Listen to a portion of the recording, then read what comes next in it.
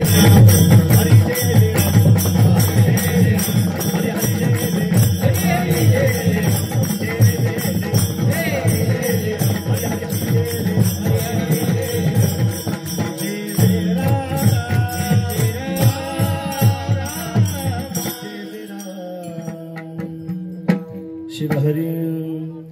शिवनाम ए रूप पाहता लोचनी सुख झाले भो साजनी हे सुख झाले भो साजनी सुख झाले भो साजनी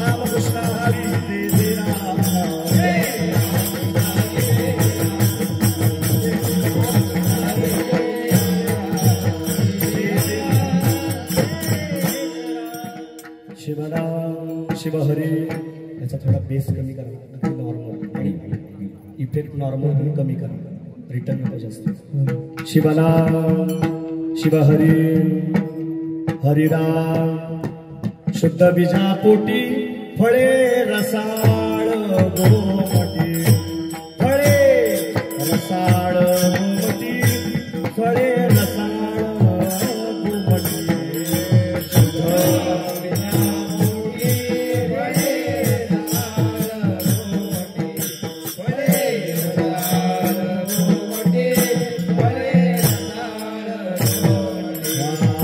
शुद्ध बीजापोटी फळे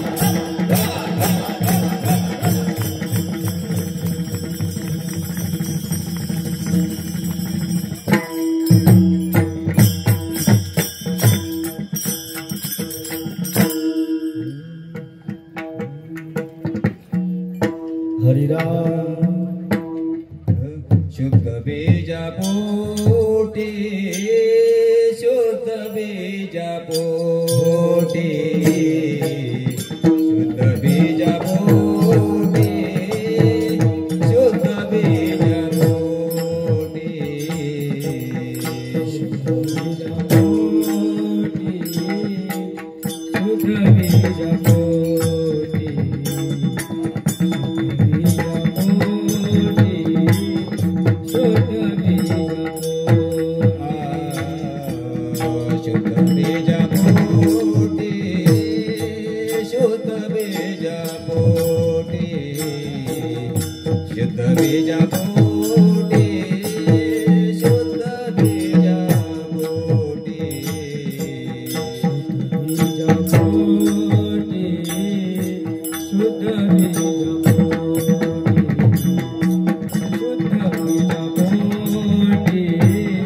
शुद्ध बीजा पोटी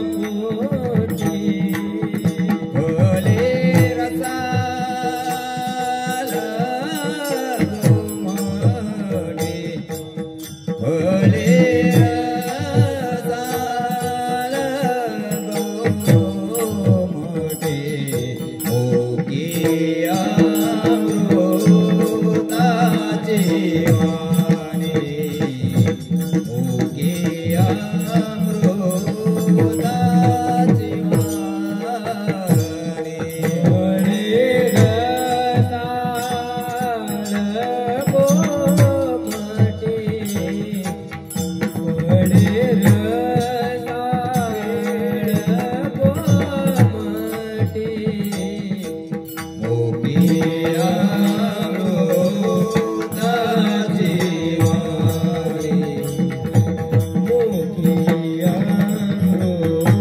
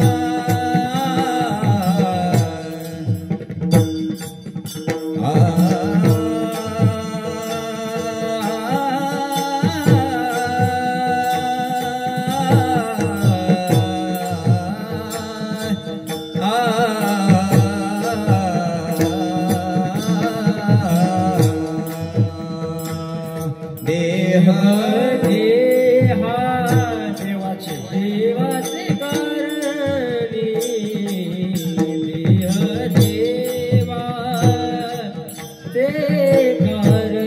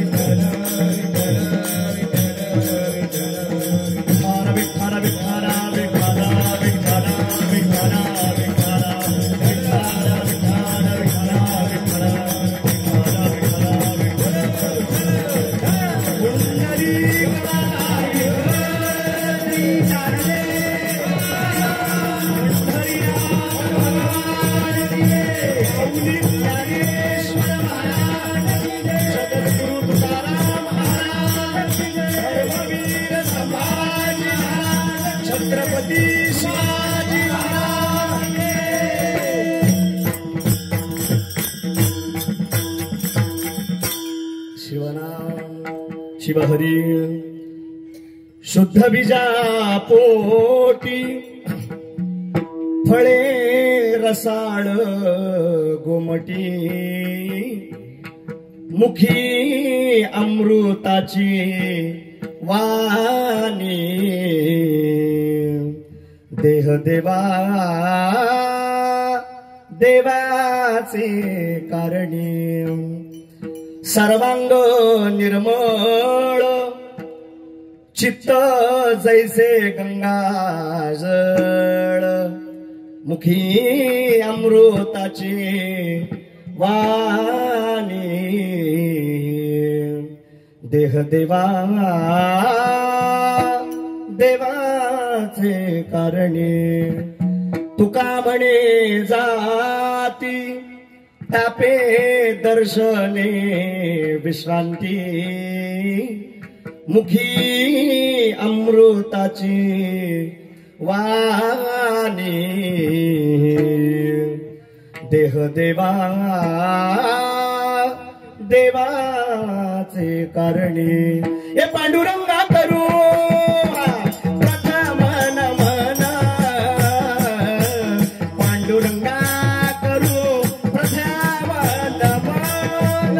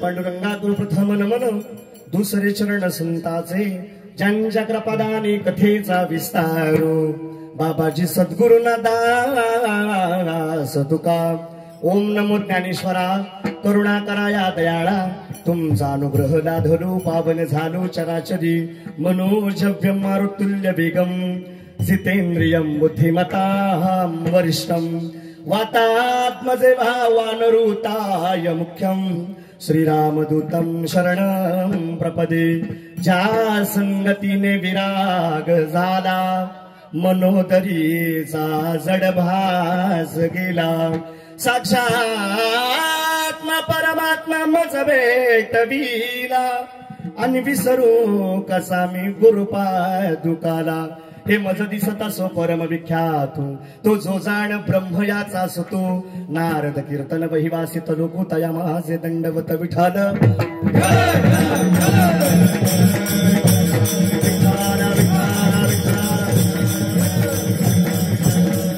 हे म्हणून 16व्या शतकात एक तारा चमकला रे आणि जिजावीच्या पोटी शिवबा जन्माला आला रे घडविला महाराष्ट्र जेणे सुखावली प्रजा अहो परस्त्री माता रुक्मिणी समान ऐसा होता आमचा राजा अहो थेंब थेंब रक्ताची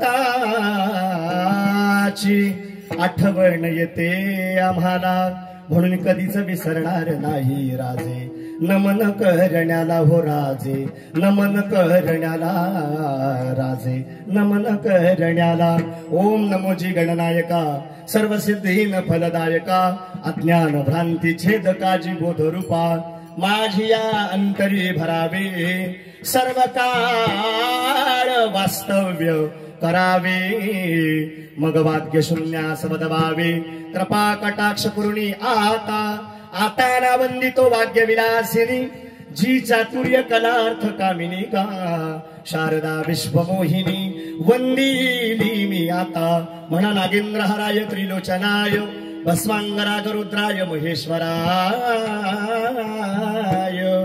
नित्याय शुद्धाय दिगंबराय तस्मै नकराय नमः शिवाय विठ्ठला विठ्ठला विठ्ठला विठ्ठला विठ्ठला विठ्ठला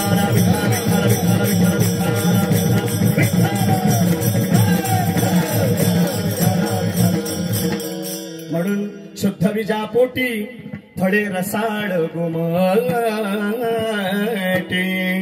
मुखी अमृताची वाणी देह देवाचे कारणी सर्वांग निर्मळ चित्त जैसे गंगाजळ मुखी अमृताची वाणी देह देवाचे कारणी तुका म्हणे जाती तापे दर्शने विश्रांती मुखी अमृताची वाणी देह देवाचे कारणी प्रस्तुत प्राप्त प्रसंगी प्राप्त स्थळी सेवेकरता निवडलेला किंवा तुमच्या आमच्या निरूपणाकरता प्रस्थापित केलेला किंवा तुमच्या आमच्या समोर मांडलेला किंवा गायलेला अभंग विश्वमान्य विश्वाधिकार चिन्मयी स्वरूप वारकरी सांप्रदायिक तत्वावरचे श्रीमंत साधू या महाराष्ट्राच्या भूमीच्या या महाराष्ट्राच्या मातीमध्ये या बऱ्याच प्रकारच्या संतांच्या मांदियाळीमध्ये आपण बरेच जवळ 252 संत या महाराष्ट्रातल्या मातीतले आपण पाहिले पण एवढे सगळे संत या महाराष्ट्राच्या मातीत जे जन्माला आले एवढे सगळे संत या महाराष्ट्रातल्या भूमीत जन्माला आले तर एवढ्या सगळ्या संतांमध्ये ज्या संताला वारकरी संप्रदायामध्ये संप्रदायाचा कळस म्हणून ओळखलं जातं एवढ्या सगळ्या संत मांदियाळीमध्ये ज्या संतांना वारकरी संप्रदायामध्ये वैराग्याची मूर्ती म्हणून प्रतिपादित केलं जातं एवढ्या सगळ्या संतांमध्ये ज्या संतांना या वारकरी संप्रदायामध्ये जगद्गुरु या पदाने ओळख केली जाते आणि ज्यांना या जगामध्ये शिवरायांचे गुरु म्हणून ओळख केली जाते असे देहू गावचे निवासी असणारे भगवान पंढरीश परमात्म्याच्या हृदयाचा प्राणी जीवन असणारे श्रीमंत श्री संत जगद्वंदनीय तुकाराम महाराजांचा अभंग सेवेकरता निवडला विठ्ठल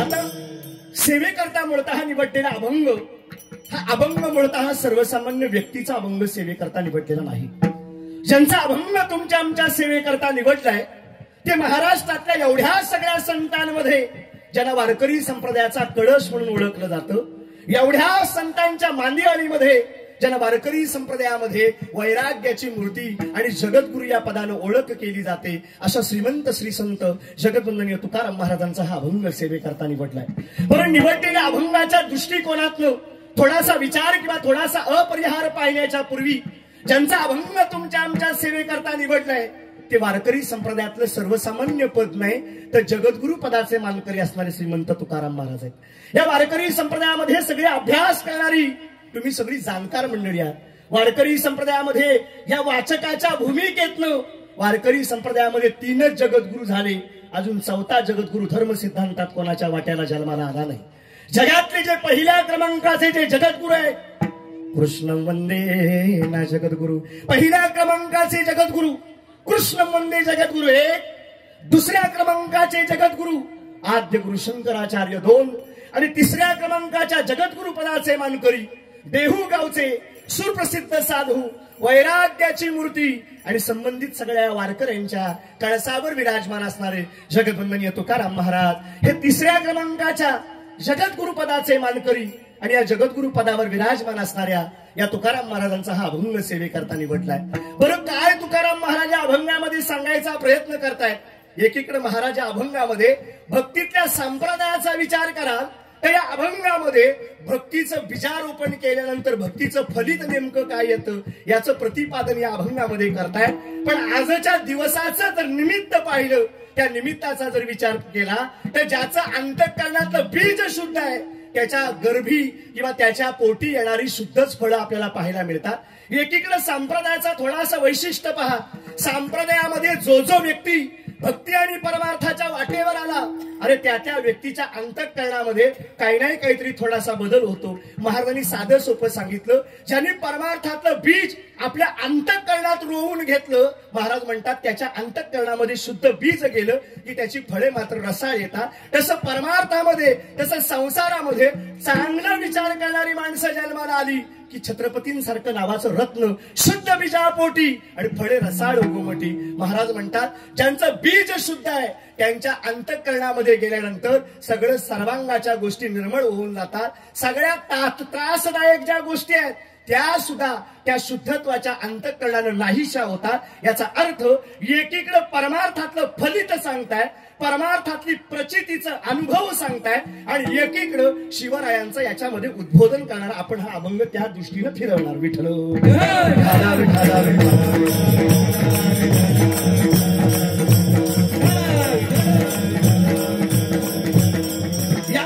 या सह्याद्रीच्या निसर्गरम्य परिसरामध्ये या वाशिष्ठीच्या तीरावर हे वसलेलं आणि भगवती आई करंजेश्वरीच्या श्रीदेव सोमेश्वराच्या सानिध्यामध्ये हे असणारं शिवरायांचं असणारं हे गड किल्ले गोविंद, या गोविंद गडावरती असणारं आजचा निमित्त म्हणजे काही कारण मला वाटतं सांगण्या इतका समाज आता अज्ञान राहिला नाही। आज ज्या निमित्तानं हे कीर्तन आहे आज सगळ्यात जगाच्या असणाऱ्या पोशिंद्याची म्हणजे छत्रपतींच्या असणाऱ्या जयंतीचं निमित्त आणि त्या जयंतीच्या निमित्तानं श्री राजे प्रतिष्ठान गोवळकोट चिपळूण या प्रतिष्ठानाच्या वतीनं सालाबादी पद्धतीचा चालत आलेला हा शिवजयंतीचा महोत्सव आणि या शिवजयंतीच्या महोत्सवाच्या निमित्तानं ही कीर्तनरूपी सेवा माझ्यासारख्या अल्पज्ञानी व्यक्तीच्या खात्यात संबंधित प्रतिष्ठानाचे अध्यक्ष आमचे राऊत दादा असतील त्यांच्या संवादात्मक क्रियेनं आणि संपूर्ण माझ्या गोळकोटाच्या असणाऱ्या सानिध्यानं ही सेवा माझ्यासारख्या अल्पज्ञानी व्यक्तीच्या खात्यात आली। मी संबंधितांच्या चरणावर दंडवत घालतो आणि कीर्तनाला आरंभ करतो। विठ्ठला विठ्ठला विठ्ठला विठ्ठला ऐका आता सेवेकरता मूळतः निवडलेला अभंग हा अभंग मूळतः सर्वसामान्य व्यक्तीचा अभंग सेवेकरता निवडलेला नाही। तर या निवडलेल्या अभंगामध्ये सांप्रदायिक तत्वाचा जर थोडासा विचार केला कदाचित आजच्या दिवसाचं जर निमित्त पाहिलं आजच्या दिवसाचं औचित्य पाहिलं तर मला वाटतं कदाचित या अभंगाच्या दृष्टीने मी न्यायाच्या दृष्टीने कदाचित बोलणार नाही। कारण याचा अर्थ आज जयंती सुद्धा साधायची आहे, आज महोत्सव सुद्धा साधायचा आहे आणि परमार्थाच्या वाटेवर लोकांना सुद्धा आणायचं आहे। मग आजच्या अभंगामध्ये तुकाराम महाराज नेमकं काय सांगायचा प्रयत्न करतात तर महाराजांची साधी सोपी भाषा आहे की जो माणूस जीवनामध्ये जन्माला आल्यावर परमार्थाच्या दिशेनं वाटचाल करतो त्याच्या अंतःकरणात थोडासा तरी तुम्हाला बदल काय करायला मिळतो पाहायलाच मिळतो। जो माणूस परमार्थाच्या वाटेवर आला त्याच्या अंतःकरणात बदल जर घडला तर त्याची फळं मात्र तुम्हाला अत्यंत प्रचंड चांगली फळं तुम्हाला पाहायला मिळतात। पण ज्याला चांगला मार्गच मिळाला नाही त्यांनी कितीही प्रयत्न केला तरी त्याच्या वैखरीतनं चांगल्या गोष्टीचं उद्बोधन होणारच नाही। याचा अर्थ तुम्हाला साधा सांगतो, माणसाला कोणाच्या संगतीत ज्याच्या संगतीत आहे त्याचं जसं फलित त्याच्यावर उमटतं तसं संत तुकाराम महाराज सांगतात की परमार्थाच्या वाटेवर आलेला जो साधक आहे किंवा जो भक्त आहे, माळकरी नाही म्हणता, परमार्थाच्या वाटेवर आलेला जो साधक आहे त्या साधकाच्या अंतःकरणामध्ये परमार्थातली फलश्रुती एकदा रुजायला लागली ना की त्याची बीज मात्र तुम्हाला काय करायला मिळतात, चांगलीच काय करायला मिळतात, पाहायला मिळतात। आज तुम्ही छत्रपतींच्या दिवसाचं निमित्त जरा डोळ्यासमोर उभं करा। जर तुम्ही त्यावेळेचा कालखंड 1600चा कालखंड जर डोळ्यासमोर आणलात तर 1600च्या कालखंडात कुठल्या हिंदू माणसाची मेजाज नव्हती की त्या हिंदू माणसानं आपल्या राष्ट्रात सुद्धा मान वर करून चालायची काय नव्हती, त्याची मेजाज नव्हती. 1600चा कालखंड जरा डोळ्यासमोर आणून बघा. ज्या वेळेला छत्रपती शहाजीराजे त्यांच्या असणाऱ्या धर्मपत्नी जिजाबाई आईसाहेब यांचा कालखंड जर डोळ्यासमोर आपण इतिहास जर वाचला ना, तर या इतिहासामध्ये जन्माला आलेला प्रत्येक जो दलित आहे, जन्माला आलेला जो प्रत्येक जो सर्वसामान्य साधक आहे, त्या सर्वसामान्य साधकाला कधी या महाराष्ट्राच्या मातीत मान वर करून चालायची ताकद नव्हती. जिजाबाई आईसाहेबांनी ह्या सगळ्या गोष्टीचं निरीक्षण महाराष्ट्रामध्ये काय चाललं हे पाहिलं. भर दिवसा एका बाईवर अन्याय होतो, भर दिवसा आपल्या हिंदू संस्कृतीतली गाय कापली जाते, तरी सुद्धा आम्ही हिंदू माणसं गप बसतो.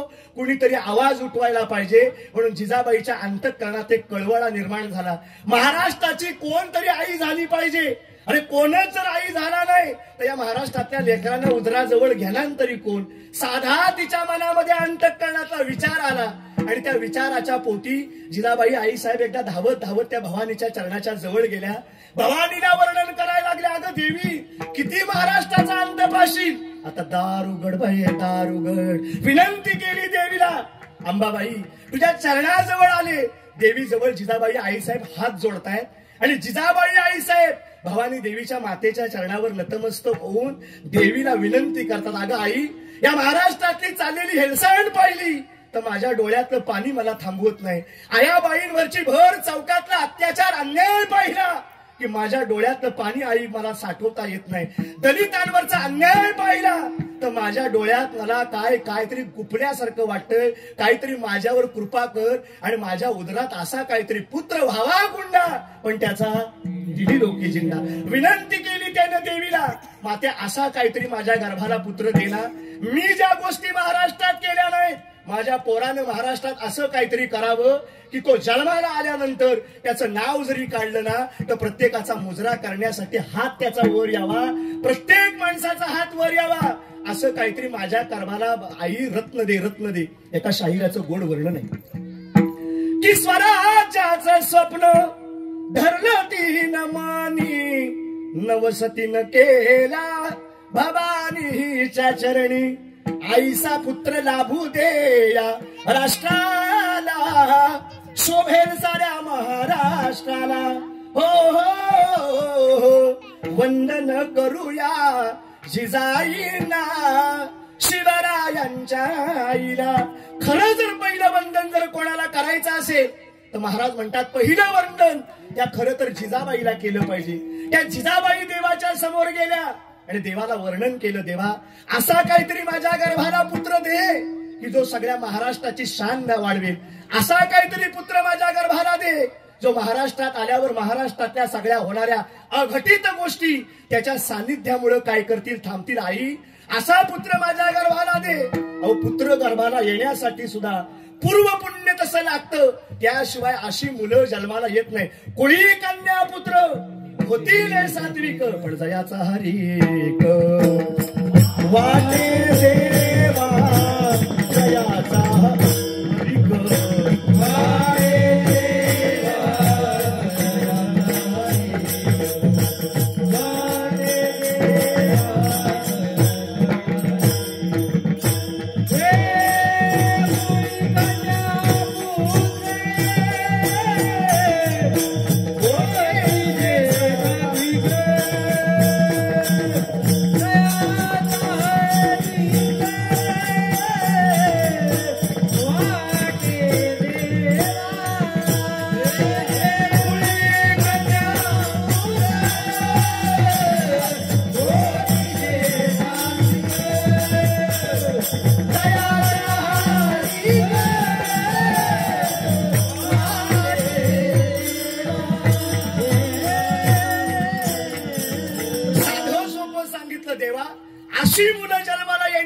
सुद्धा आई वडिलांचं पुण्य बहुत लागतं, त्याशिवाय अशी कुलवान मुलं घरात जन्माला येत नाही.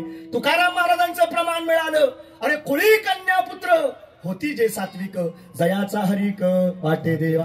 अशी मुलं जन्माला येण्याकरता ज्याचा हरिक सुद्धा देवाला आनंद झाला पाहिजे अशी पोरं आपल्या कुळात जन्माला आली पाहिजे. देवी जवळ विनंती केली, माते असा पुत्र माझ्या गर्भाला दे. आणि क्षण तो एवढा उजाळला की एक कविकारानं साधं सोपं म्हणणं आहे बघा, संप्रदायात बसत नाही तरी सुद्धा सांगतो.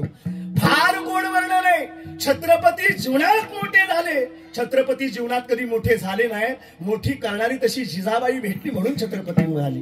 हे कविकारानं छान गाणं रचलंय बघा की धन्य धन्य तो राई शिवरायाची जिजाई, आज पूजी तो महाराष्ट्र सारा. मुजरा मानाचा जिजाईला, मुजरा मानाचा जिजाईला. धन्य धन्य तो राई शिवरायाची जिजाई, धन्य तो राई शिवरायाची जिजाई, आज पूजी तो महाराष्ट्र सारा.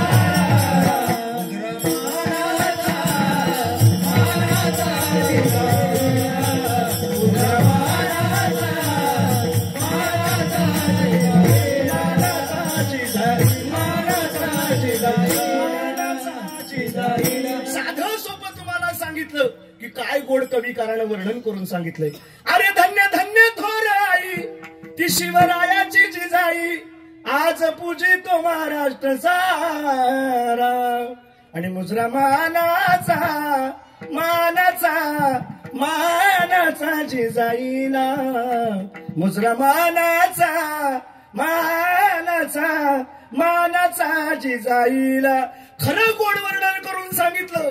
अरे जे छत्रपती घडले ना, ते छत्रपती घडण्यामागं सुद्धा खरं ती जिजाई श्रेष्ठ होती.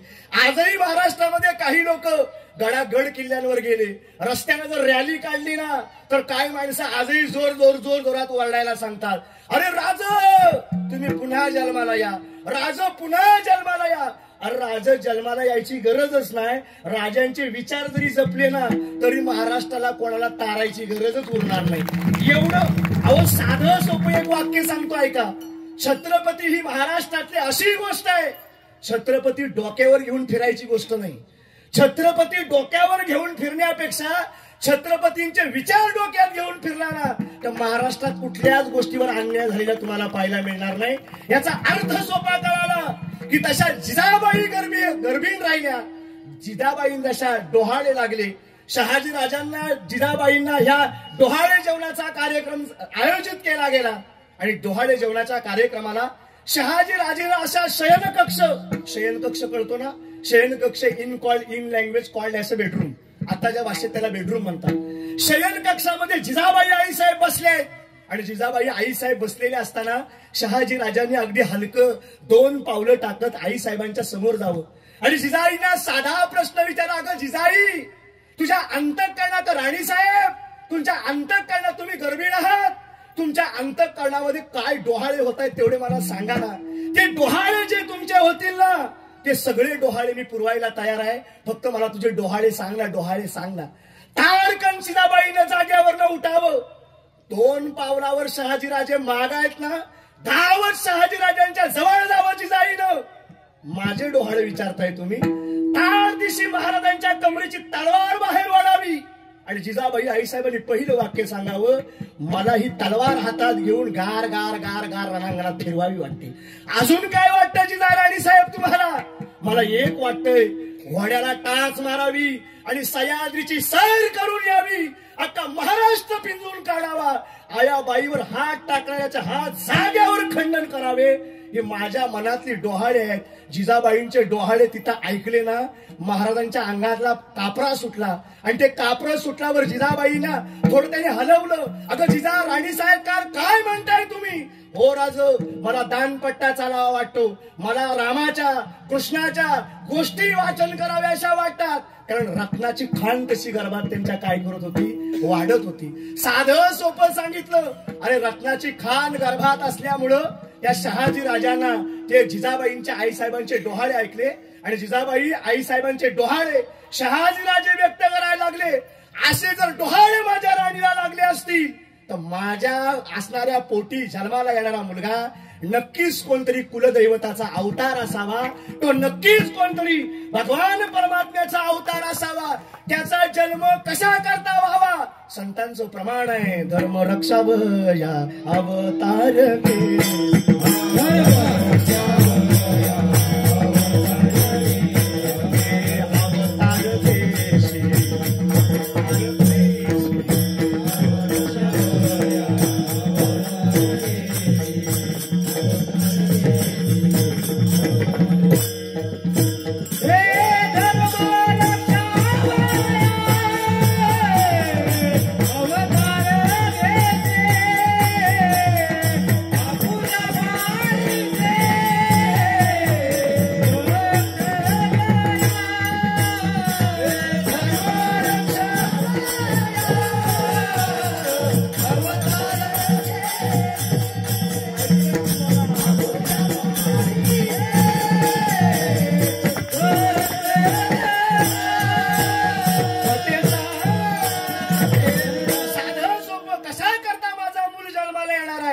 धर्म रक्षावया अवतार घेशी कदाचित धर्माचा अवतार करण्याकरता हा माझ्या पोटी कदाचित पुत्र जन्माला यायला असावा आणि संत त्याला म्हणतात अरे जिचे डोहाळे जर एवढे गोड असतील तर त्याच्या पोटी याला रत्न कसं असेल महाराजांनी त्याचं वर्णन करून सांगितलं त्या 1600च्या शतकामध्ये असं रत्न जन्माला आलं एवढं रत्न जन्माला आलं आणि ते रत्न नेमकं कसं जन्माला आलं तुकाराम महाराजांच्या भाषेत सांगायचं झालं तर अभंगाचं पहिलेच शुद्ध बीजा पोटी शुद्ध बीजा पोटी शुद्ध बीजा पोटी शुद्ध बीजा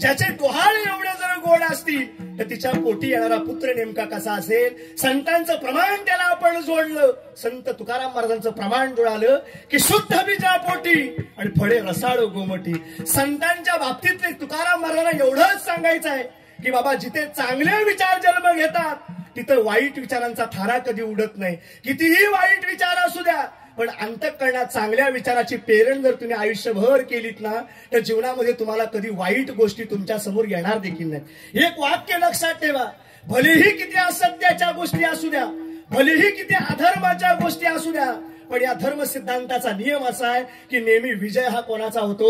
धर्माचाच होतो. यदा यदाही धर्मस्य, कितीही धर्मावर ग्लानी येऊ द्या, अरे धर्मावर ग्लानी आली तर त्याचं रक्षण करण्याकरता काय काय अवतार पुरुष या जगामध्ये जन्माला येतातच. आणि त्यातलाच एक अवतार म्हणजे आपले श्रीमंत श्री संत छत्रपती शिवाजी महाराज यांचा अवतार या भूतलावर झाला. आणि या भूतलावर अवतार झाल्यानंतर पहिल्यांदा या भूतलावर सगळे अन्याय काय करायची सुरुवात झाली, थांबवायची सुरुवात झाली. एकीकडे संत सांगतात की विचाराची संधारणा अशी ठेवा, एकीकडे संत सांगतात की तुम्ही परमार्थाच्या वाटेवर असं काहीतरी पाऊल टाकाला की लोक तुम्हाला तो हयातीभर लक्षात ठेवतील, असं काहीतरी काम करा. अहो किती वर्ष लागला याला, काडीची किंमत नाही. 90 वर्ष जगलास, काडीची त्याला किंमत नाही. तू 90 वर्ष जगण्यापेक्षा काय लोकांसाठी करून गेलास, याला परमार्थामध्ये आणि आयुष्यामध्ये फार मोठी किंमत आहे. सांगतो तुम्हाला, एक सध्या मागच्या टायमाला एक रिलीज झालेला एक पिक्चर तुमच्या डोळ्यासमोर आणून देतो. त्या पिक्चरचं नाव पुष्पा. त्यातला सगळ्यात महत्वाचा डायलॉग असं कानपडी ना म्हणून बोला ना, सगळ्यात महत्वाचा डायलॉग, अरे झुकेगा नाही साला, एक झुकेगा नाही साला डायलॉग बोलला. अरे लोक मत हयाती एवढी पोरं पण झुकेगा नाही साला. पण साधा विचार करा, छत्रपती संभाजी महाराजांचे डोळे हातात काढून दिले, आपल्या हृदयात असणाऱ्या या शिळा घुसवल्या, अरे जीवा कापून टाकली, तरी पण म्हणला अरे धर्मासाठी झुकेगा नाही साला, तुला काय करायचं आहे ते कर. म्हणजे जीवनामध्ये लोकांच्या वाट्याला पुष्पा लक्षात राहिला, पण धर्मासाठी प्राण देणारा आमचा छत्रपती मात्र कोणाच्या लक्षात राहिला नाही. महाराज म्हणतात याच्याकरता तुम्हाला संतांच्या विचाराची फार मोठी गरज आहे. अरे एवढे मोठे जगाचे पोशिंदे राजे झाले, अरे ज्यांचा आमचा एक टाळकरी आम्हाला मागणं चांगला म्हणू शकत नाही. अरे अख्खा सगळा मावळा आम्ही मेलो तरी चालेल, पण आम्हाला या महाराष्ट्राला पोचणारा नाकाचा पोशिंदा काय राहिला पाहिजे, जिवंत राहिला पाहिजे. ही ज्याची भावना होती, त्या छत्रपतींचा जन्म आजच्या दिवशी या महाराष्ट्रात झाला. जिजाबाईंनी काय छत्रपतींना शिकवावं, छत्रपतींना ओव्या तरी काय गाळून शिकावं. अरे रामाच्या संगे पारा सूर्य उगवला दिना, सांगायचं त्याला रामाच्या पाऱ्याला तो सूर्य पहाटेला उगवला. काय त्या ओवासा, निज निज रे शिवबाबाळा, उठ रे शिवबाबाळा, काय सांगायचं. आणि आपण आपल्या पोरांना पाळणे शिकवायचं. अरे पप्या दिल्लीची केली किल्ली, आणि तुझ्यासाठी सुरचा केला भाला, पप्या संध्या खाली प्याला, आणि आता गावात धिंगाला. म्हणा ना पुढे, अहो परमार्थातली सगळ्यात मोठी वाटचाल काय, मुलाला काय संस्कार देत आहे, याच्याशिवाय आजही आपल्या छत्रपती दळलाय ना, आजही आपल्या छत्रपती दळलाय. फक्त त्या छत्रपतीला बाहेर काढणारी जिजा आजपर्यंत संस्कार देत नाही, म्हणून माझं राज आजही जन्माला येत नाही. अहो राज, तुम्ही जन्माला नाही आलात तरी चालेल, पण तुमचे विचार आजही 400 वर्ष होऊन गेली, पण तुमच्या विचाराचा आज एक एक एक एक एक नवीन माणूस आज जन्माला येतोय. पूर्वीचा कालखंड आठवा, हाच गोविंदगडाचा इतिहास आठवा. काय गोविंदगडाचा इतिहास, पण याच गोविंदगडावर किती महाराष्ट्रातले शिवबा जन्माला आले, ज्यांनी येऊन गोविंदगडाचा कायापालट बदलवला. आणखीन काही छत्रपती यायची गरज आहे. अहो ज्यांनी साधं सांगतो, मी वयाच्या 9 वर्षापासून या गोळकोट गावात हजेरी आहे. 9 वर्षापासून आमचा पूर्वज आजा पंजा आमचे जे आले, 9 वर्ष मी होतो तेव्हापासून इथं देववरून खाली कर्जाई वर चढली. इथं वरती आमच्या माणसांनी नारळ दिला रेडजायला, आमची माणसं आपापल्या गावाला गेली. त्यावेळेचा गड आजही माझ्या डोळ्यासमोर आठवतोय. आणि आज गडाच्या सुरुवातीला आलात ना, तर सुरुवातीला आल्यावर छत्रपतींचं वास्तव्य असल्यासारखं गडाचं दर्शन आहे. अजून काय पाहिजे तुम्हाला? एक साधं सोपं सांगू काय, कधीही राऊत दादा एक वाक्य लक्षात ठेवा, जीवनात आपण केलेल्या कामाची हजेरी कुणी घेऊ नाही तर नको घेऊ, पण जगाच्या मालकाच्या दरबारात त्याची काय असते, नोंद असते, एवढं मात्र लक्षात ठेवा. अहो साधा सोपा विचार करा, तालुका जिल्हा रत्नागिरी केवढा आहे, चालू झाला मंडणगडाला, ते बारीतला आहे ते असं, मंडणगडापासून ती चालू झाली, रत्नागिरीच्या लांजा राजापूर पर्यंत संपला. पण एवढ्या तालुक्यात आमच्याच राधे प्रतिष्ठानला सह्याद्री पुरस्कार मिळतो ना, ही अभिमानाची गोष्ट नाही आमच्या. अरे काहीतरी केल्याशिवाय तुमच्या वाट्याला कोण रिकामं तुम्हाला द्यायला बसले नाही. जगाचा नियम आहे, तुम्ही देताय घेताय तोवर आपलं म्हणतील, पण काही सुद्धा न देता आपण केलेल्या कामाची पोचपावती जर आपल्याला मिळत असेल तर याच्या इतका पूर्वपुण्याईचा ठेवा आपल्या वाट्याला नेमका अजून कुठंच नाही. एक वाक्य लक्षात ठेवा, तुम्ही संस्कार जर चांगले केलेत ना, जिजाबाईंनी एवढे गोड संस्कार केले की त्या संस्कारात छत्रपतींचं काय झालं, वाढणं झालं. लहान वयाच्या असताना 9-6 वर्षाच्या मुलाला हातात रामायण द्यायचं. बाळा शिवबा हे रामायण वाच, कृष्णाच्या गोष्टी वाच शिवबा, या रामायणातल्या रामाच्या गोष्टी वाच. सगळ्या वाचून शिवबा मोठे झाले, संस्कार मोठे झाले. आणि वयाच्या शिवबा जेव्हा वयात आले ना, जिजाबाई आईसाहेब यांनी ठरवलं, शहाजी राजे तिकडे जर मोहिमांवर असतील तर महाराष्ट्राचा वाली होणार कोण. जिजाबाईंनी मनात ठरवलं की उद्यापासून या शिवबाला या महाराष्ट्राच्या गादीचा काय बनवायचा, राजा बनवायचा. ठरलं नियमा पद्धतीनं. पण एक दिवस असा उजाडला ना बाबा, की शिवबा राजांना आठवड्यानं महाराष्ट्रातल्या राजकारभाराची धुरा महाराजांच्या हातात द्यायची होती. आणि 8 दिवस अगोदर छत्रपती वेळ काढून आहे ना बाबा, एकदा तमाशा बघायला गेले. बाकी ध्यान देऊ नाही का, तमाशा बघायला राजा गेलं. आणि तमाशा बघायला गेल्यावर राजांचं रात्री 7च्या दरम्यान तमाशाला जाणं झालं. इकडं जिजाबाई आई साहेबांना कळालं की माझा मुलगा ज्या संस्कारात वाढवला, एवढ्या रामाच्या कृष्णाच्या गोष्टी सांगून सुद्धा माझा मुलगा तमाशा बघायला गेलाच कसा. वाक्य हलक्यात घेऊ नका, लय जड आहे. ते म्हणले असतील, आपण पण म्हणा कधीतरी, नाही तर ते म्हणले ते त्यांचं काम आहे, आपलं पण ते काम आहे. साधं सोपं कळलं की माझा मुलगा तमाशा बघायला गेलाय. जिजाबाई आईसाहेब रात्री 2 वाजेपर्यंत काय करतायत, महालात अशा घेरट्या घालतायत. महालाचं अंतर म्हणजे साधं सुद्धा अंतर नाही. राजाच्या वेळा 2च्या दरम्यान राजा दरवाजात आलं. दरवाजात राजांचं येणं झालं. राजाने दरवाजातल्या खिरणी दॅट कळल्याचं खिरणीतनं राजाने लांबून पाहिलं की आपल्या जिजाई मासाहेब अजून ज्या आरती महालात फेऱ्या घालतायत, याचा अर्थ आपण काहीतरी आज चुकीची गोष्ट केलेली आहे. राजाने आपल्या पायातलं पायतान काढलं. पायतान म्हणजे चप्पल म्हणतात तिला. ती चप्पल हातात घेतली राजानं, तिला खटवा हे अक्षर पण म्हणतात. ती चप्पल हातात घेतली राजानं, वाजू नये म्हणून चप्पल हातात घेतली. जिजाबाई आईसाहेब फेरी घालून दरवाजाकडून पुन्हा सिंहासनाच्या दिशेत जाणार ना, एवढ्या त्या चपलीचा आवाज न करता राज हळूहळू त्या महालाच्या असणाऱ्या शयन कक्षाच्या दाराजवळ आले. शयन कक्षाच्या दारात पाऊल टाकणार, राजा थांबा म्हणले. तिथंच जिजाबाई आईसाहेबांनी पावलाचा आवाज घेतला आणि जिजाबाई आईसाहेबांनी सांगितलं, राजा थांबा. राजाने 2 मिनिटं सुद्धा मागं वळून पाहिलं नाही. मान खाली घातली राजाने आणि राजानं मान खाली घालून जिजाबाई आईसाहेबांच्या समवेत राजा येऊन उभं राहिलं. मान खाली आहे. जिजाबाई आईसाहेबांचा पहिला प्रश्न आहे, राजा येताय कुठून तुम्ही? राजा येताय कुठून तुम्ही? राजानं खाली मान घालून सांगावं, आईसाहेब तमाशा बघायला गेलो होतो. अरे वा, तमाशा बघायला? माझा मुलगा तमाशा बघायला जातो? आनंदाची गोष्ट वाटली. का गेलास बाळा तमाशा बघायला? तमाशातली सुंदर रूपवंत स्त्री बघायची होती म्हणून तू तमाशा बघायला गेला काय?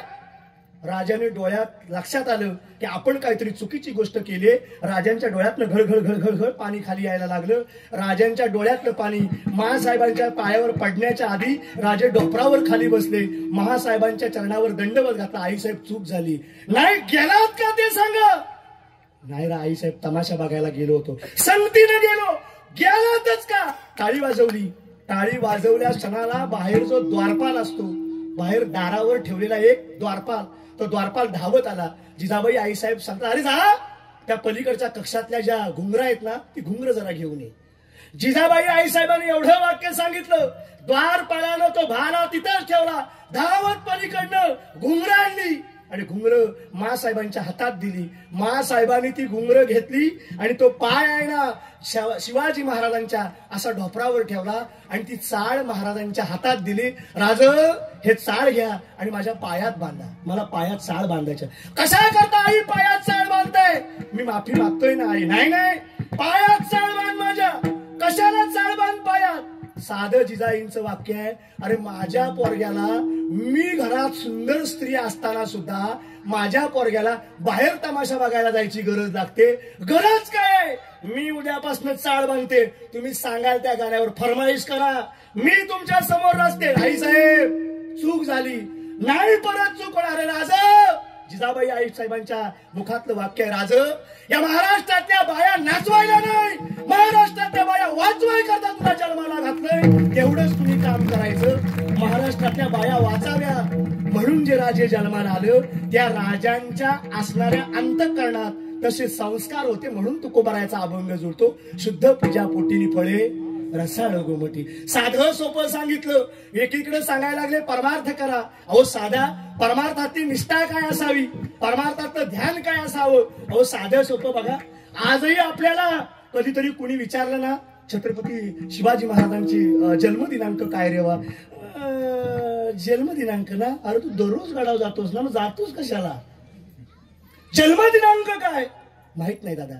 त्यांच्या आईचं नाव काय माहित नाही दादा. त्यांच्या वडिलांचं नाव काय माहित नाही दादा.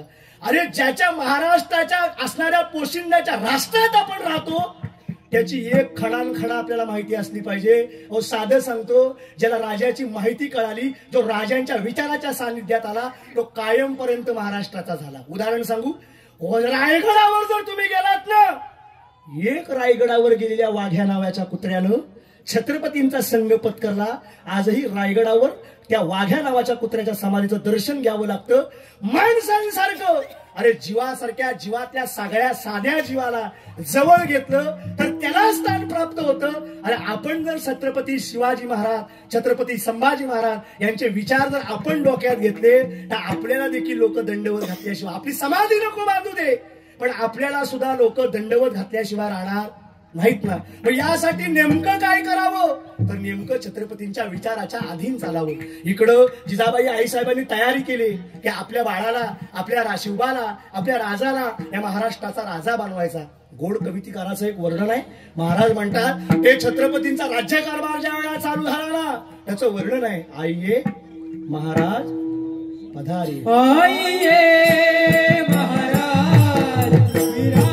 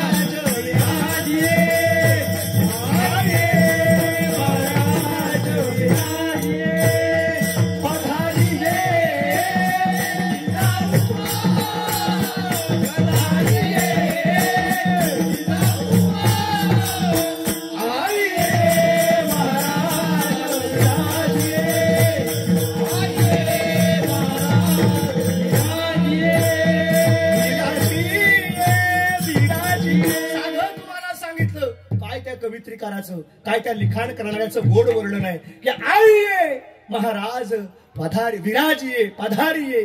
अहो साधं त्या महाराजांचा सोहळा तिकडं पूर्ण झाला.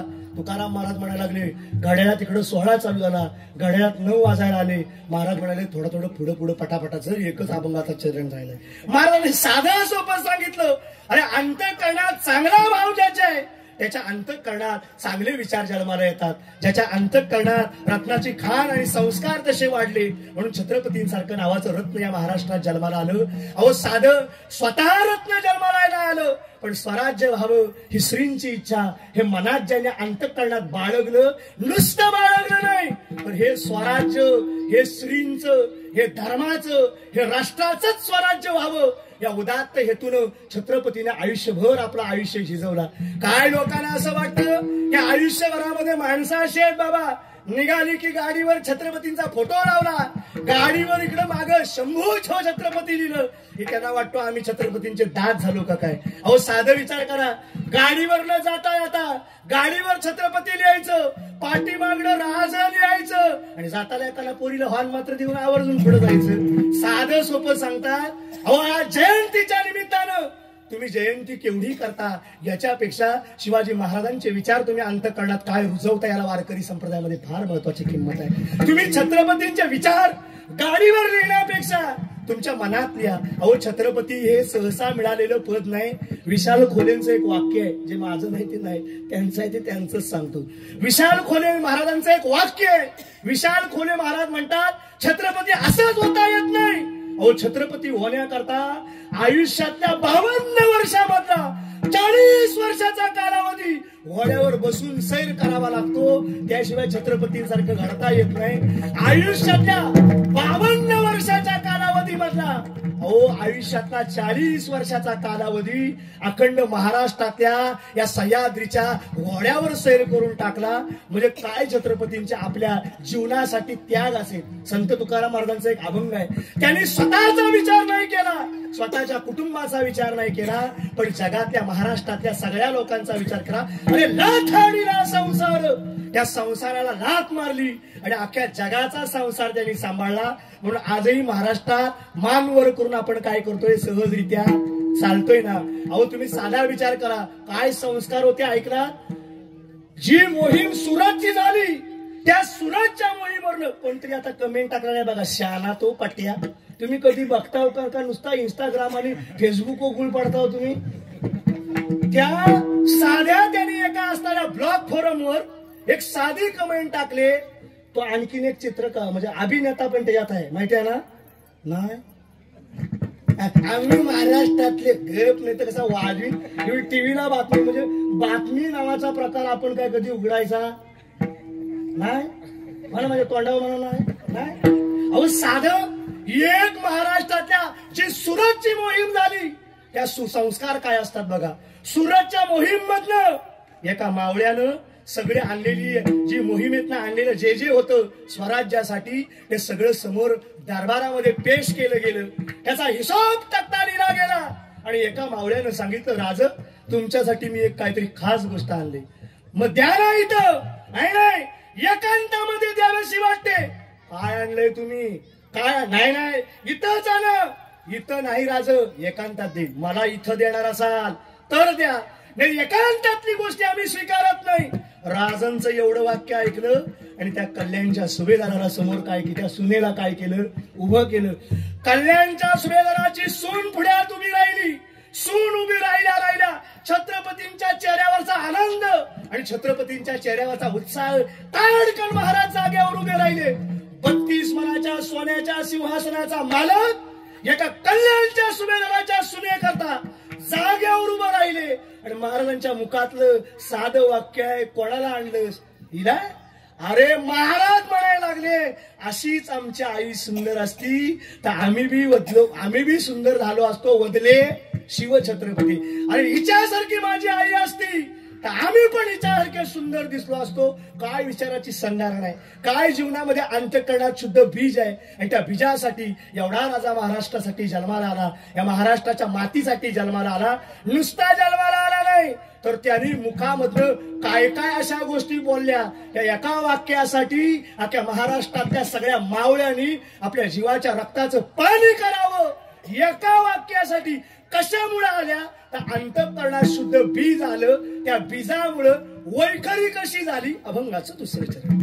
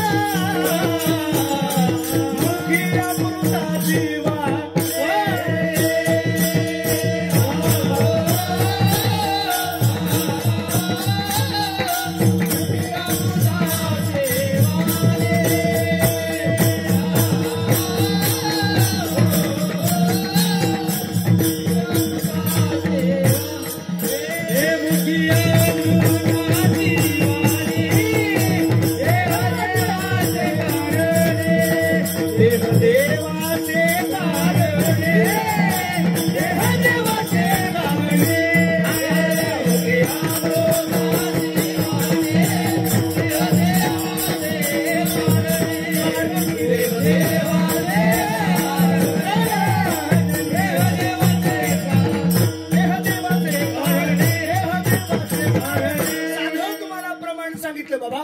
त्यांच्या वैखरीत एवढी ताकद होती, त्यांच्या स्वतःच्या वक्तव्यात एवढी ताकद होती की त्या एका वक्तव्यासाठी अरे प्रत्येक माणूस आपल्या जीवाचा विचार करत नव्हता. एवढा छत्रपती नावाचा एक हिरा, एक रत्न या महाराष्ट्राच्या मातीत जन्माला आलो. अहो, हा वारकरी संप्रदाय जो फोपावलेला दिसतोय ना, हा वारकरी संप्रदाय जो आज मोठा झालेला दिसतोय ना, त्याच्या माग सुद्धा छत्रपतींचाच हात आहे.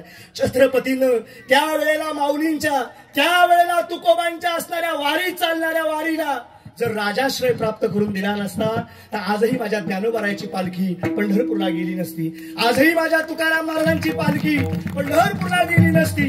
याचं कारण राजाश्रय छत्रपतींनी दिला होता. राजाचा आश्रय त्या वारीला होता. छत्रपती महाराजांची वारी निघाली की त्या वारी बरोबर जवळजवळ मावळे सुद्धा वारीच्या दोन बाजूने चालायचे. एवढं प्रोटेक्शन देऊन ही वारी माझ्या छत्रपतीने चालू केली. म्हणजे धर्माचा खरा पाया आमचं छत्रपती शिवाजी महाराजांनीच चालू केला. नवे नवे साधे एक विचार लक्षात ठेवा. ज्याचं सर्वांग निर्मळ आहे, ज्याच्या सगळ्या गोष्टी चांगल्या आहेत, लोकांना त्याला जीवनात चांगलं आहे म्हणून सांगायची गरज नाही. आणि तुम्ही जर चांगले नसाल ना तर तुम्हाला लोकांना मी चांगलाय, मी चांगलाय, मी हा काम करीन तो सांगायला लागेल. सांगू नको, तू काहीतरी कर, मग लोक तुला राम राम ठोकतील. एक वाक्य लक्षात ठेवा, आयुष्यात असं काहीतरी काम करा ना की तुम्ही रस्त्यावर चालायला जरी लागलात ना तर तुम्ही चालता क्षणी आहे ना, तुम्ही 50 पावलावर असाल ना, अरे गावातली माणसं तुमच्याकरता 52 पावलं टाकत पुढे आले पाहिजे आणि तुम्हाला राम राम घातला पाहिजे. असं काहीतरी काम करा. नाही तर आपण यायला लागलो आणि 10 लोकांनी माझ्या रस्ता निघून बघ म्हणतील घाण जाऊ दे, मग आपण आपल्या रस्त्याने जाऊ. असं जीवनामध्ये आपलं कधी वर्तणूक करू नका. सर्वांग ज्याचं निर्मळ आहे, ज्याचं काम उत्तम आहे, अरे त्याला सगळ्या गोष्टी काय कराव्या, प्रतिपादित कराव्या लागत नाही. अहो, राजांच्या बाबतीतलं एक उदाहरण सांगतो ऐका. छत्रपतींच्या जीवनामध्ये नुसते मावळे सांभाळले नाहीत. अरे मावळ्यांच्या सुखात सुद्धा माझा राजा गेला, मावळ्यांच्या दुःखात सुद्धा माझा राजा त्या प्रत्येक मावळ्यांच्या दारात गेला. एक वेळची गोष्ट सांगतो ऐका. छत्रपतींची एक मोहीम झाली. त्या मोहिमेमध्ये बरेच असणारी मोठी मोहीम चालली. त्या मोहिमेमध्ये बरीच प्रकारचे मावळे मारले सुद्धा गेले. त्यातले काही मावळे जखमी सुद्धा झाले. त्यातल्या काही महाराजांचा नियम असा होता, आपल्या मावळ्याला दुखापत झाली की आपला राजा त्याला असणाऱ्या 32 मनाच्या सिंहासनाचा त्याग करून राजा त्या मावळ्यांच्या घरात जाऊन त्यांच्याकरता 8 तासाचं एक काय करत होता, एक वाक्य सांगत होता. एक वाक्य लक्षात ठेवा. काय काय माणसं, विशाल दादा, काय काय माणसं म्हणतात, मग महाराष्ट्रामध्ये छत्रपती शिवाजी महाराज जन्माला आले, मग 32 मनाचा जो सोन्याचा सिंहासन होता तो गेला कुठं? तुझ्या वडिलो बापसापासून जमीन होती, तू खाल्लीस कशी? आम्ही विचारलेलं तुम्हाला, विचारलेलं काय भाऊ, एवढी गावात तुझी जमीन जास्त होती, तू आता भिकारी कसा गावात? आम्ही विचारलेलं आहे कधी? हो, विचारलेलं आहे काय? मग तुम्ही आमच्या बापाबद्दल जी गोष्ट माहित नाही ती येऊन विचारायची. तुम्हाला जर ह्याचं उत्तर हवं असेल ना, 32 मनाचं सिंहासन याच महाराष्ट्रात अजून सुद्धा आहे. एक वाक्य लक्षात ठेवा, 32 मनाचं सोन्याचं सिंहासन, ज्या सिंहासनावर माझा राजा बसायचा, तो 32 मनाचा सोन्याचा सिंहासन आजही माझ्या महाराष्ट्रात आहे. तू छत्रपती हो, सिंहासन बनवायची जबाबदारी मी घेतो. चल हो ना, छत्रपती बनायला जर केलंस तू छत्रपती बन ना. अरे जगाचा मालक तुझ्यासाठी 32 मनाचा सिंहासन बनवतो का नाही बघ ना. मग ते 3 तलवारी होत्या, मग त्या गेल्या कुठं? तुला काय घेणं नाही त्याच्याशी? मग ती तलवार जी होती, ती तलवार अंबाबाईनं महाराजांसाठी दिली होती. तुळजापूरची भवानी आली, भवानी येऊन कृपा करून गेली आणि ती तलवार त्या वेळेला दिली. ऐका हो रामाची धाजी नाही, ती तलवार अंबाबाईनं दिली. माझं तरी मी सांगतोय, ही तलवार ज्या होती ना, किती तलवारी होत्या महाराजांच्या? किती तलवारी होत्या? मुख्य तलवारी 3 होत्या. पहिल्या तलवारीचं नाव जगदंब तलवार, दुसरी तलवार तुळजा तलवार, तिसरी तलवार भवानी तलवार. बरोबर आहे ना? 3 तलवार होत्या. आता जी इंग्लंड मध्ये ती कोणती तलवार?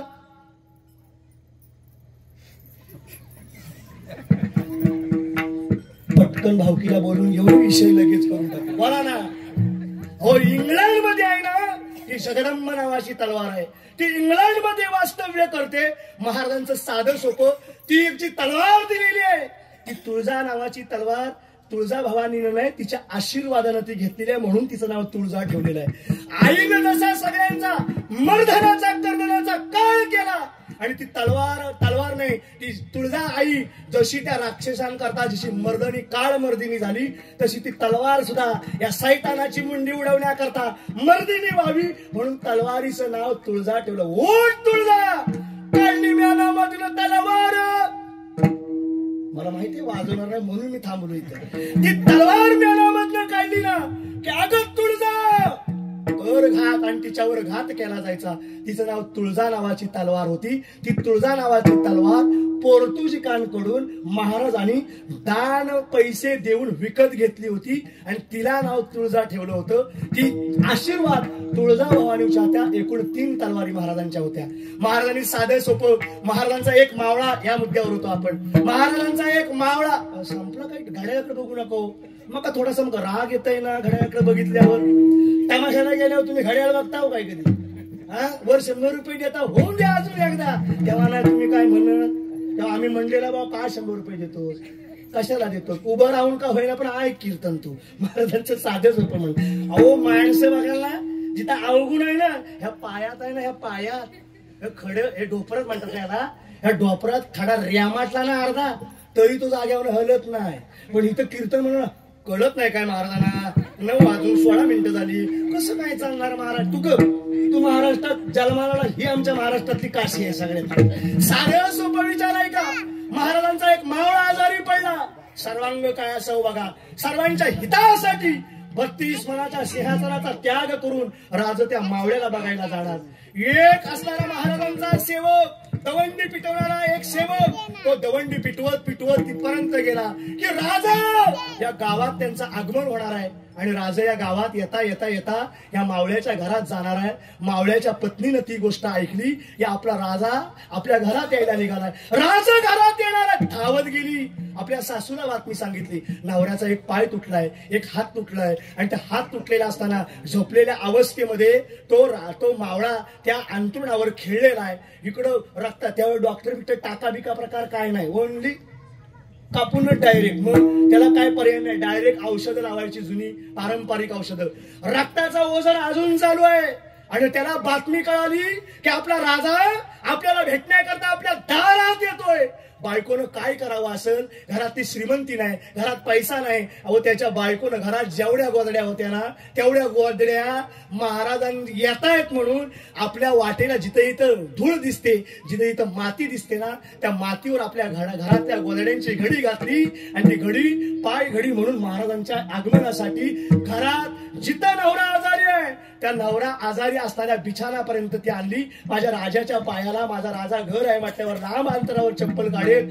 या राजाचे संस्कार होते. ती चप्पल घालून घरात जातोय श्रोमणी. राजाला साधं कळालं की लांब अंतरावर घरापासून बरोबर 7 पावलावर किंवा 7 हाताच्या अंतरावर चप्पल काढावी, धर्म सिद्धांताचा नियम आहे.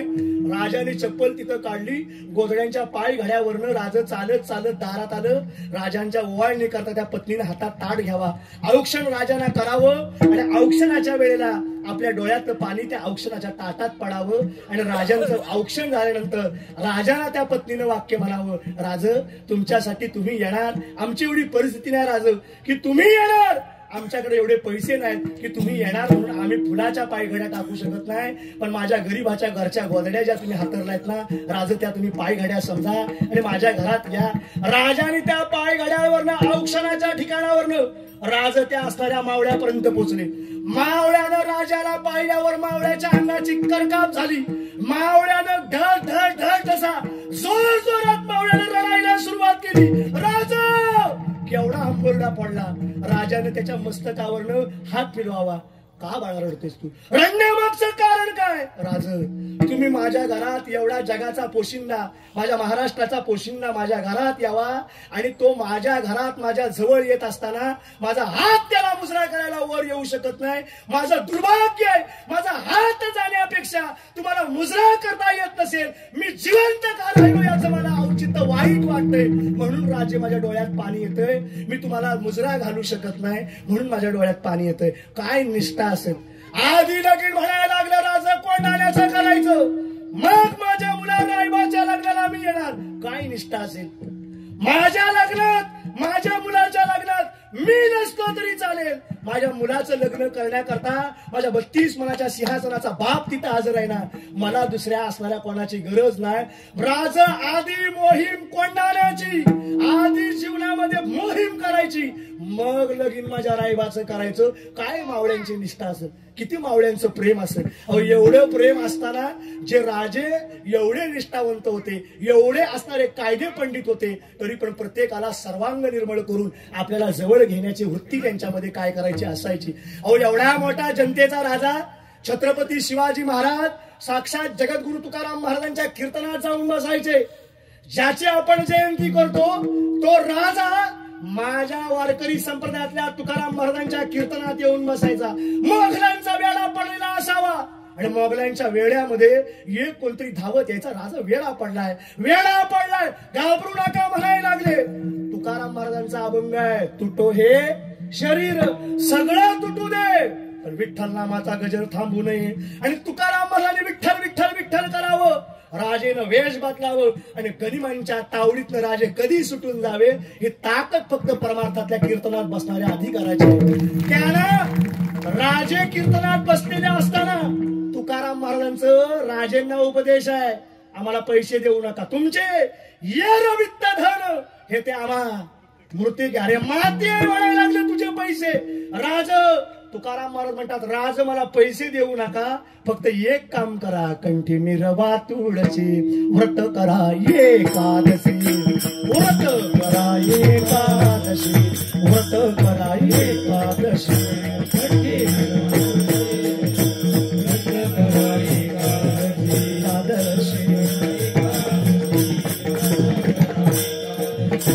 कंठी मिरवा तुळशी, व्रत करा एकादशी, व्रत करा एकादशी, व्रत करा एकादशी, कंठी मिरवा तुळशी, व्रत करा एकादशी, व्रत करा एकादशी, व्रत करा एकादशी, एकादशी.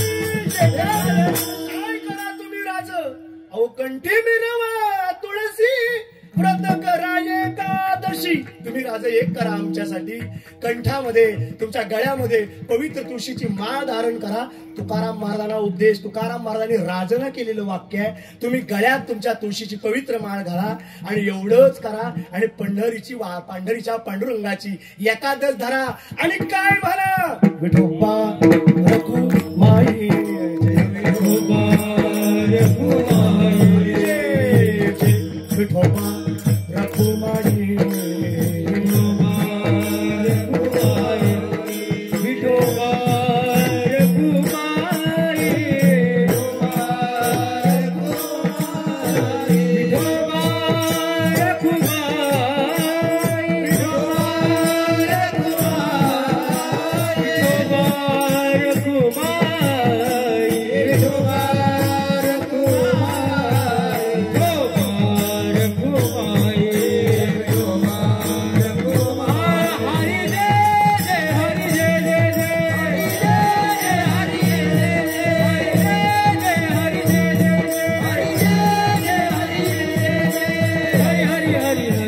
हरि हरि हरि हरि हरि हरि जय जय हरि हरि हरि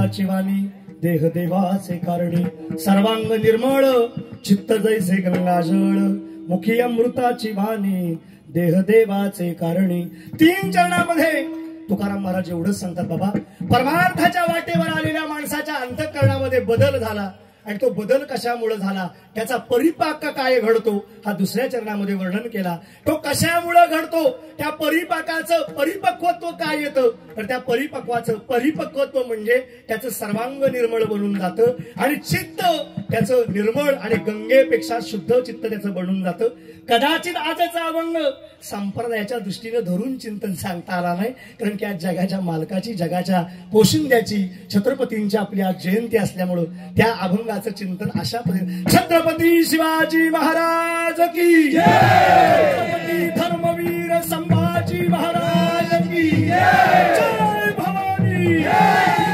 जय भवानी ज्ञानेश्वर माऊली महाराज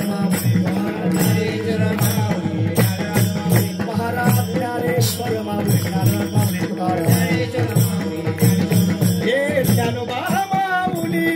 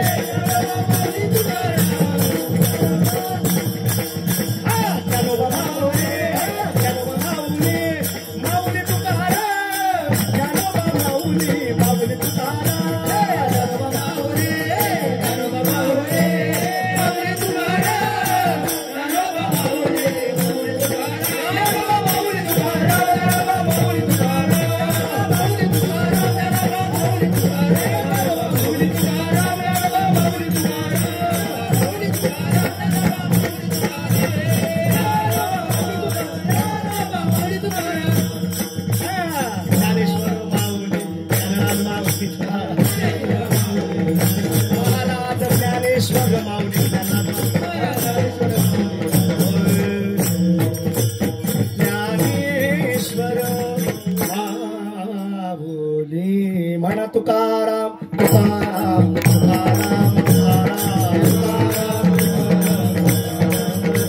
हे तुकाराम तुकाराम तुकाराम तुकाराम हे तुकाराम तुकाराम तुकाराम तुकाराम हे तुकाराम तुकाराम तुकाराम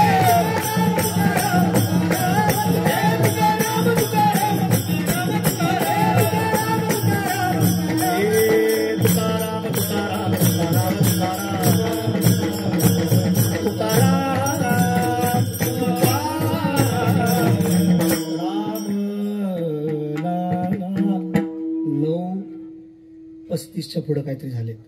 चालेल शेवटची चाल म्हणली म्हणून ते म्हणा. तुका म्हणे जाते तुका म्हणे जाते तुका म्हणे जाते तुका म्हणे जाते तुका म्हणे जाते तुका म्हणे जाते तुका म्हणे जाते तुका म्हणे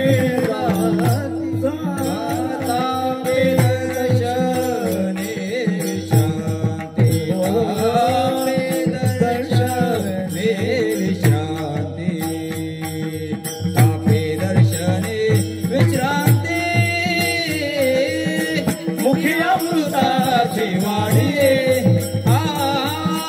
सुखी अमृताची वाणी ताप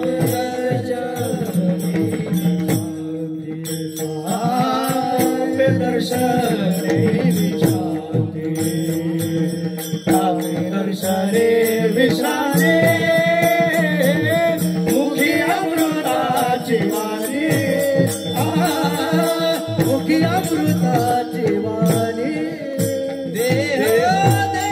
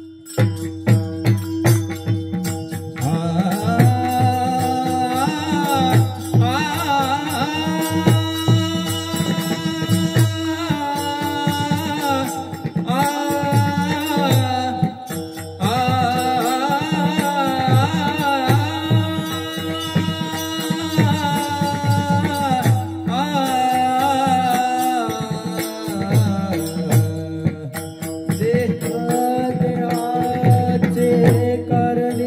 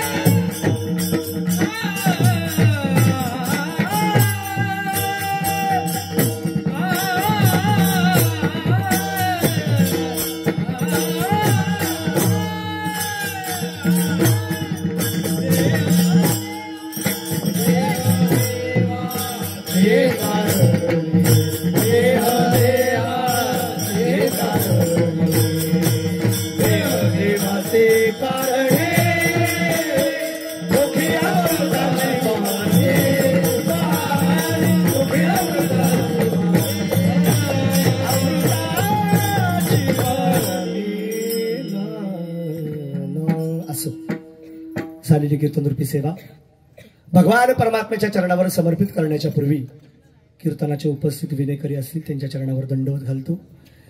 या कीर्तन क्षेत्रामधलं आपल्या चिपळूण तालुक्यातल्या आपल्या संबंधित असतात माप गावातले आपणारे सगळ्यांचे प्रख्यात असणारे मृदुंग सेवक आमचे निवळकर महाराज असतील त्यांच्याही चरणावर दंडवत घालतो।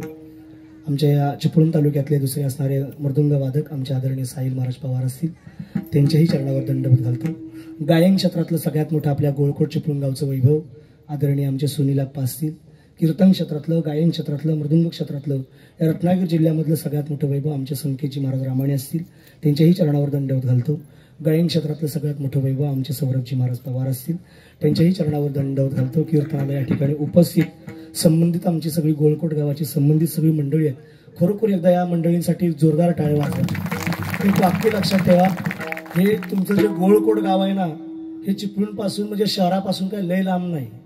आमची गावं 30-30, 40-40 किलोमीटर चिपळूण तालुक्यात तिथली पिसाटलेत सगळी पोरा, पण एवढ्या वयात सुद्धा अख्ख्या एवढ्या वातावरणात सुद्धा टाळ घेऊन उभी राहतात ना, याच्या इतकं आणखीन दुसरं पुण्य नाही हो आयुष्यामध्ये। फार मोठी आनंदाची गोष्ट आहे। संबंधित आमची मिरजोळी गावची मंडळी या ठिकाणी उपस्थित आहेत त्यांच्याही चरणावर या ठिकाणी दंडवत घालतो। आमचे सुधीर अप्पा असतील त्यांच्याही चरणावर दंडवत घालतो। आमच्या आकले गावची मंडळी आमचे स्वप्नील महाराज असतील संबंधित सर्व टाळकरी मंडळी असतील त्यांच्याही चरणावर, आमच्या परशुराम गावचे सगळे मंडळी असतील त्यांच्याही चरणावर दंडवत घालतो। इकडून आमचे उपस्थित असणारे सर्व मंडळींच्या चरणावर दंडवत घालतो। आणि फार मोठी आनंदाची गोष्ट यासाठी सांगतो की आज जर तुम्ही पाहिलं तर एवढा मोठा आज दारोदारामध्ये शिवजयंती उत्सव सगळीकडे साजरे होत आहेत, पण एवढा मोठा प्रचंड आज खर्च करून एवढा थाट उभा केलाय की किल्ल्याला आज महाराजांच्या सगळ्यात असणाऱ्या असण्याची शोभा आणली। फार मोठा आनंदाचं वातावरण आहे। खरं तर त्या राजे प्रतिष्ठानवाल्यांसाठी खरं तर एकदा जोरदार टाळ्या वाजवा। हे बघा, माणसांकडे पैसे असले की माणसं कुठेही खर्च करू शकतात, पण पैसा नेमका कुठं खर्च करावा आणि कुठं सत्कर्मी लागावा त्याचं उत्तम उदाहरण म्हणजे हे प्रतिष्ठानवाली मंडळी आहेत। त्यांच्याही चरणावर खरं तर फार मोठे या ठिकाणी दंडवत घालतो। साऊंडवाले आमचे बंधुराज असतील, पंकजी महाराज आगरे असतील त्यांच्याही चरणावर दंडवत घालतो। खरं तर इथं साऊंडला 3 पेस नाही, पण तरी सुद्धा त्यांनी एवढा चांगला साऊंड लावला, खरोखर त्याच्यासाठी साऊंडसाठी खरंच टाळ्या वाजतात। मी नेहमी एक वाक्य पाटील सर मी नेहमी एक वाक्य म्हणतो की कीर्तनकारांना साऊंडवाल्याला कधी बोलायचं नाही। त्याचं कारण सांगू काय, साऊंडवाल्याला आपण जेवढा हलक्यात घेतो तेवढा माणूस हलका नसतो तो। तर कारण सांगू, साऊंडवाल्याचा तुम्ही सेटअप बघा, त्याचा मिक्सर बघा, त्याचा ते बेस बघा, त्याचा तो साऊंड बघा, माईक बघा, सगळ्याचा जर विचार केला ना सगळ्या साऊंडचा कमीत कमी 2.5 लाखाच्या पुढे बजेट असेल त्याचा। आपण 4,000 येणारी मंडळी आहे, कशाला त्या 2.5 लाखवाल्याच्या तोंडाला तुझ्या लक्षात येतोय ना, पण फार मोठा अत्यंत गोड साऊंड लावला। त्यांच्याही चरणावर आमचे ऑपरेट करणारे असतील त्यांच्याही चरणावर दंडवत घालतो। झालेली सेवा भगवान परमात्म्याच्या चरणावर समर्पित करण्याच्या पूर्वी एक विनंती करतो की हा जो आज कार्यक्रम त्या ठिकाणी साजरा केला जातोय, खरं तर या ग्रामीण भागातल्या लोकांचं अखंड गोळकोट गावाचं खरं तर मनापासून जेवढे धन्यवाद तेवढे कमी आहेत की तुम्ही हा वारसा जो तुम्हाला मिळाला आहे ना, हा वारसा आजपर्यंत असाच टिकून ठेवता, अगदी चंद्राच्या अस्तित्वापर्यंत हा वारसा तुम्ही असाच कायम टिकून ठेवा, कारण की हा आनंद तुम्हाला पुन्हा मिळणार नाही। अहो, लोक सुट्टीच्या काळात गड किल्ल्यांवर भेट द्यायला जातात, तुम्हाला लांब जाता येऊ नये म्हणून छत्रपतींचा विचार बघा, तुमच्या बाजूला गड आणून बांधलाय, आणखीन काय तुम्हाला पाहिजे। एवढा गड तुमच्या बाजूला आहे, त्याचं संवर्धन ही प्रतिष्ठानवर मंडळी फार मोठी अत्यंत जपणूकपणे करतात। आणि भगवतीची करंजेश्वरची फार मोठी कृपा आहे तुमच्या गावावर, किती जिथं येऊन तुम्हाला एकत्र काय येत आहे माहिती आहे काय, या गोळकोटच्या किल्ल्यावर करंजेश्वरी येण्यामागचं कारण काय तुम्हाला माहिती आहे? इथं वर काय घर आहे काय? बोला ना, घर आहे काय? नाही। खरं तर धर्मसिद्धांताचा असा नियम असतो, पालखीत देव, जिथं देव आहे तिथं भेटायला जात नाही, तर तिथला देव पालखीत येऊन बसतो, हा नियम आहे। पण ती कशा करता खालून येते माहितीये काय? ती खालून येण्यामागचं एकच कारण आहे, मी जिथं जाते ना त्याच्या मागं वर्षभर त्या लोकांनी जिथं मी जाते ना तिथं जपणूक करावं म्हणून ती वर येते वर्षातून एकदा। त्याची जपणूक तुम्ही करावी याची जबाबदारी तुमच्यावर टाकते, म्हणून ती वाट जिच्यानं चालता येत नाही ना ती वाट मोकळी करत तुमच्यासाठी वरपर्यंत येते। आणि जो मिळालेला वारसा आहे ना फार मोठा अत्यंत वारसा मिळालाय, जिथं छत्रपतींचे पदस्पर्श लागून गेलेत। हा एकदा आपला पुणित असणारा हा गोविंदगड किल्ला आहे, त्याची जपणूक करा आणि असाच हा कार्यक्रम अगदी उदंड आयुष्यभर असा चालत राहू दे हे विनंती करतो। कीर्तनला उपस्थित आमचे पाटील सर असतील त्यांच्याही चरणावर दंडवत घालतो। आमची पेढ्यातली मोरेवारीतली काही ठराविक मंडळी या ठिकाणी गेले, ते मोरे दादा मला वाटतं मोरे दादा असतील त्यांच्याही चरणावर दंडवत, आमचे नाना आहेत, बेसावडे बाबा आहेत, अधिकारी आमचे कालुस्ते गावातले आमचे भाऊजी असतील किंवा आमची ताई आली असेल, सगळ्यांच्या चरणावर दंडवत घालतो.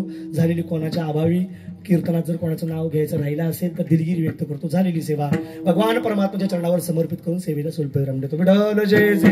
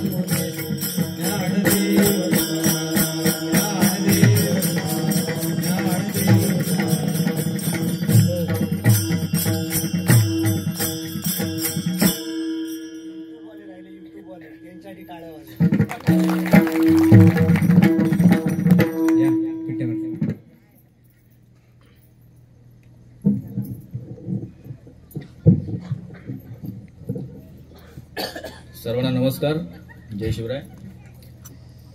आज चिपळूणचा मानबिंदू असलेला ऐतिहासिक किल्ले गोविंदगडावर राज्य सामाजिक प्रतिष्ठान गोवळकोट आणि गोवळकोट ग्रामस्थ यांच्या वतीनं जो हा शिवजन्मोत्सव सोहळा आपण या ठिकाणी आयोजित केला. आज दिवसभरात सकाळी 7 वाजल्यापासून अनेक कार्यक्रमांची रेलचेल या ठिकाणी चालू आहे आणि आज कार्यक्रमाचा परमोच्च जो बिंदू आहे तो आहे आजचा हा रोहित महाराज आग्रे यांचा सुश्राव्य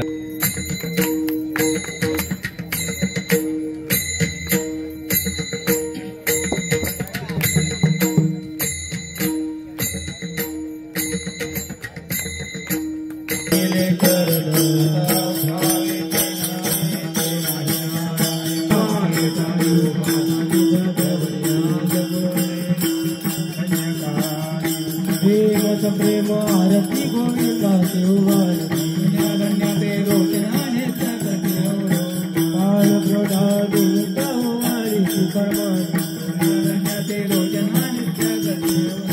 मामा मने के सेवा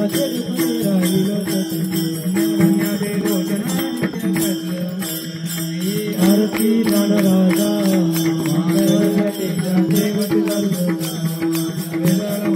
आरती नाना राजा